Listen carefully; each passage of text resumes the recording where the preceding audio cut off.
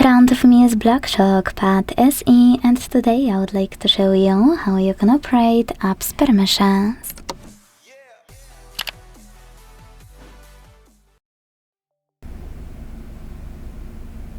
All you need to do is launch Devices Settings and scroll to hit Security and Privacy section. This way you can scroll again and this time choose Privacy Controls.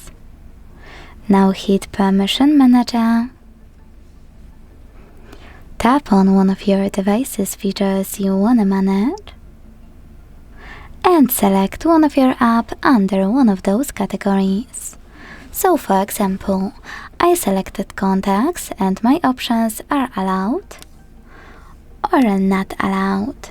So I will tap on Chrome from not allowed one, make some changes, in this case allow, and go back to check out if it worked. As you can see, after a few seconds, Chrome gained access to my contacts. But what I like to do the best is picking any feature just to find an app I wanna manage. So I will go into Microphone just to manage my cuckoo. Now instead of selecting one of those available options, scroll all the way down and click on tiny text, See all permissions. Then manage all of those, only for chosen app, the same way.